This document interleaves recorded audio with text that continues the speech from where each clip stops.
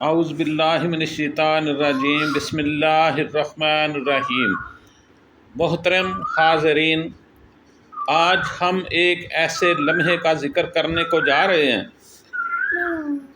جو تاریخ انسانیت کے سب سے عظیم انسان ہمارے آقا محمد مصطفیٰ صلی اللہ علیہ وسلم کی زندگی کا نہایت دردناک باب ہے۔ یہ واقعہ اس وقت کا ہے جب نبی کریم صلی اللہ علیہ وسلم کی عمر صرف 6 سال تھی۔ والد محترم حضرت عبداللہ رضی اللہ تعالیٰ عنہ، جو آپ صلی اللہ علیہ وسلم کی پیدائش سے پہلے ہی اس دنیا فانی سے وفات پا چکے تھے، اب آپ کی ساری دنیا، ساری محبت اور سب سہارا صرف اور صرف آپ کی والدہ حضرت آمنہ رضی اللہ تعالیٰ عنہ تھیں۔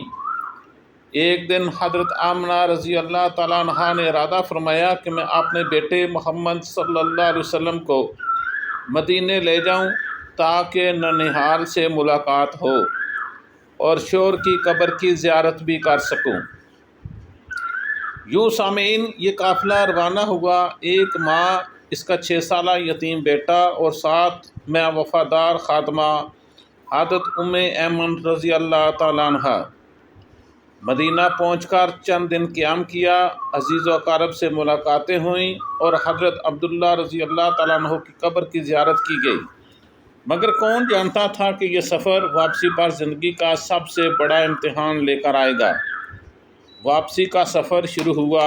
ریگستان کی گرم ریت پر چلتے قافلے میں جب یہ لوگ مقام ابواہ کے قریب پہنچے تو حضرت آمنہ رضی اللہ تعالیٰ عنہ کی طبیعت اچانک بگڑ گئی۔ بخار نے جسم کو جکڑ لیا، کمزوری بڑھتی گئی، قافلہ رکا۔ بیٹا ماں کے قریب بیٹھ گیا۔ سوچئے 6 سال کا ننھا ہمارے نبی حضرت محمد مصطفیٰ صلی اللہ علیہ وسلم اپنی ماں کا چہرہ دیکھ رہے ہیں۔ ماں تھکی ہوئی آواز میں بیٹے کو دیکھتی ہے۔ شاید دل ہی دل میں یہ کہتی ہو، بیٹا میں اس دنیا فانی سے جا رہی ہوں مگر تیرا رب تیرے ساتھ ہے۔ کچھ ہی دیر میں وہ عظیم ماں، جس کی گود میں اللہ کے آخری نبی حضرت محمد مصطفیٰ صلی اللہ علیہ وسلم پرورش پا رہے تھے، اس دنیا فانی سے رخصت ہو گئیں۔ ریت کا وہ سنہرا میدان اس لمحے غم کے بوجھ سے بوجھل ہو گیا۔ ایک طرف ماں کی میت، دوسری طرف چھوٹا سا یتیم بچہ اور پاس حضرت ایمن رضی اللہ تعالیٰ عنہ، جو آنسو روکنے کی کوشش کر رہی ہیں۔ انہوں نے ماں کی لاش کو گود میں وہیں ابواہ کے زمین میں دفن کیا اور رسول اللہ صلی اللہ علیہ وسلم کو گود میں اٹھا کر مکے کی طرف روانہ ہو گئیں۔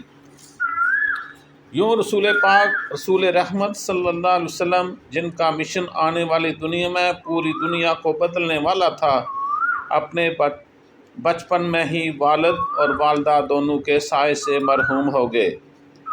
حاضرین، سامعین، یہ واقعہ ہمیں یہ سبق دیتا ہے کہ اللہ کے نبی صلی اللہ علیہ وسلم بھی یتیمی کے کٹھن مرحلے سے گزرے تاکہ وہ دنیا کی ہر یتیم اور بے سہارا انسان کے درد کو دل سے محسوس کر سکیں۔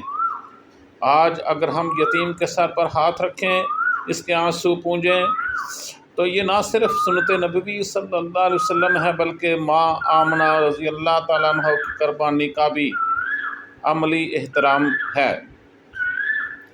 اللہ تبارک و تعالی ہمیں اپنے نبی صلی اللہ علیہ وسلم کی محبت میں یتیموں کا سہارا بننے کی توفیق عطا فرمائے۔